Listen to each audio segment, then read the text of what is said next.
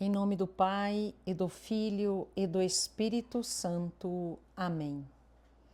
Vinde, Espírito Santo, vinde pela poderosa intercessão do Imaculado Coração de Maria, vossa amadíssima esposa. Meditação da história da Sagrada Paixão, segundo Luís de la Palma. Capítulo 41. A quinta palavra que o Salvador disse na cruz.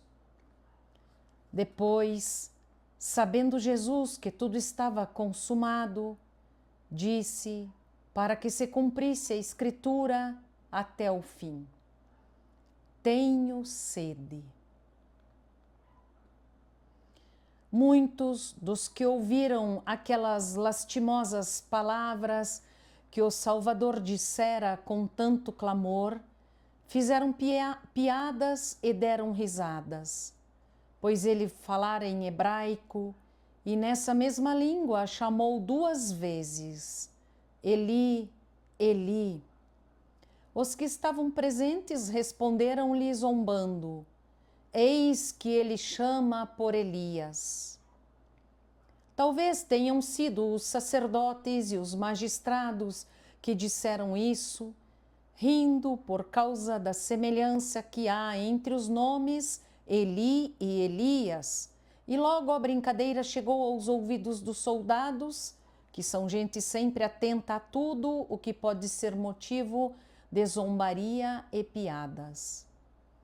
Como eles não conheciam a língua, acreditaram que quando o Senhor disse Eli, Eli, estava chamando por Elias. Nesse mesmo momento, o Senhor declarou que tinha sede, dizendo: sítio. E rapidamente um soldado embebeu uma esponja em vinagre, levantou-a com uma vara e deu-lhe para beber. E diziam: deixa, vejamos se Elias vem salvá-lo. O nosso Redentor estava tão lúcido e tão atento em cumprir a vontade de Deus, a vontade de seu Pai, mesmo em meio ao alvoroço do povo, tormentos, ofensas e agonia da morte, que tinha diante de seus olhos todas as profecias que sobre ele foram escritas, e cuidava para que nenhuma delas deixasse de ser cumprida. Nesse momento, viu que quase todas já tinham sido cumpridas, e faltava apenas a profecia do Salmo 68, versículo 22. Na minha sede, deram-me vinagre para beber. Para que essa escritura fosse cumprida, o Senhor declarou que sentia sede, conforme dissera o profeta, pois chegara o momento em que deveriam servir-lhe vinagre. Por isso disse: tenho sede.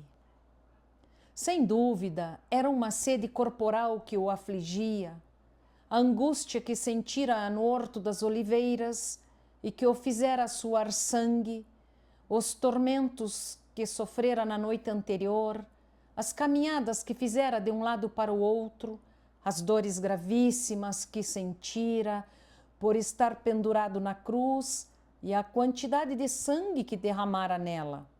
Eram motivos para sentir as entranhas secas, o vigor abatido e a língua colada ao maxilar, conforme está escrito sobre ele no Salmo 21.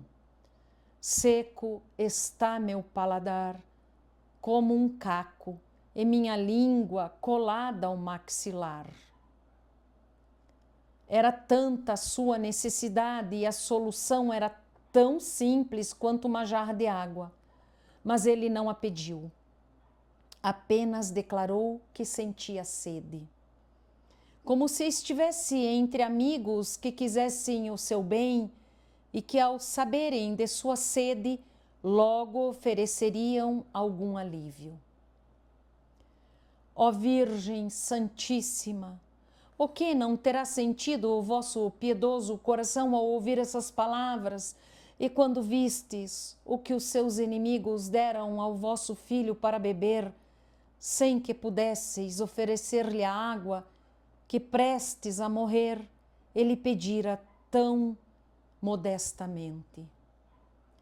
Como, Senhor, angustia-vos mais a sede do que a cruz, pois vos queixastes da sede e não da cruz? Que sede vos atormentaria tanto, senão a sede pela nossa salvação?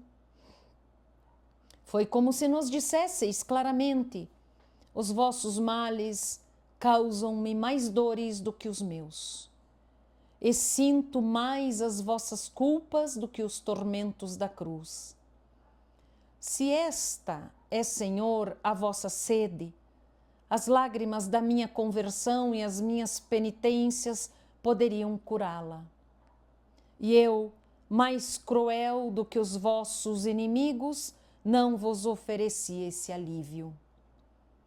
Mas vós, Senhor, porque tiveste sede da minha salvação, por mim tiveste sede na cruz.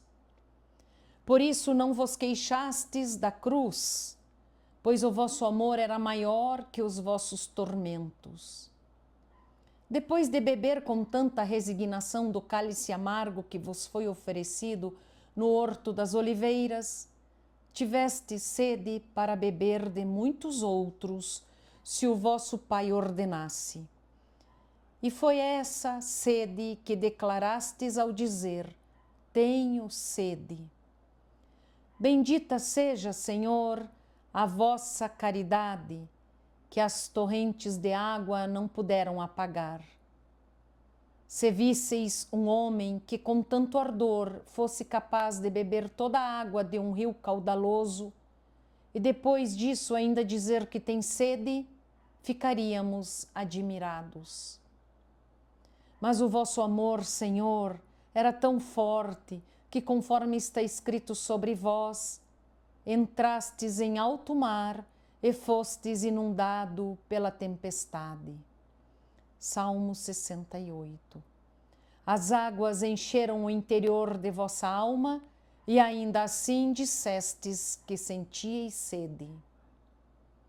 Mesmo estando em alto mar, parecia-vos não haver água suficiente para curá-la. Tivestes, Senhor, sede de sofrimento, e desejastes o vinagre que os vossos inimigos vos deram para beber, pois assim vos causariam mais tormentos. Não tenho dúvidas de que, se quisesseis receber algum alívio deles, não diríeis sentir sede.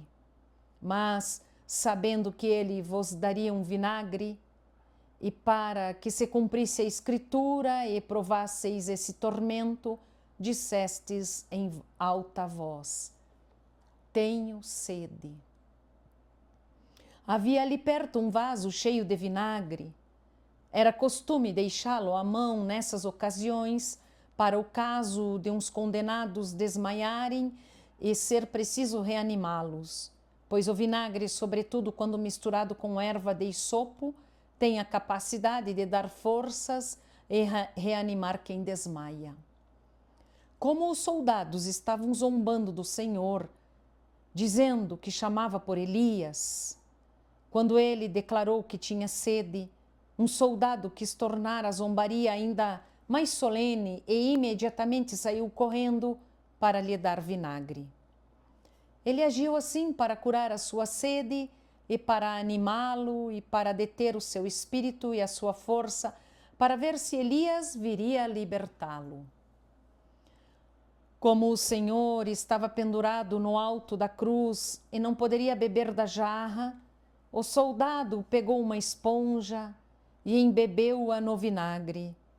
Prendeu-a numa vara junto com um ramo de isopo e levantou-a até a boca de Jesus, para que junto com o vinagre ele tomasse também o sumo do isopo. O soldado disse aos demais: deixai, vejamos se Elias vem salvá-lo. Os demais também disseram o mesmo: deixai, vejamos se Elias vem salvá-lo. Esse foi o fruto que o Senhor colheu da vinha da sinagoga, a qual, mesmo sendo tão privilegiada, ao invés de uvas boas, deu-lhe uvas azedas. Isaías 5.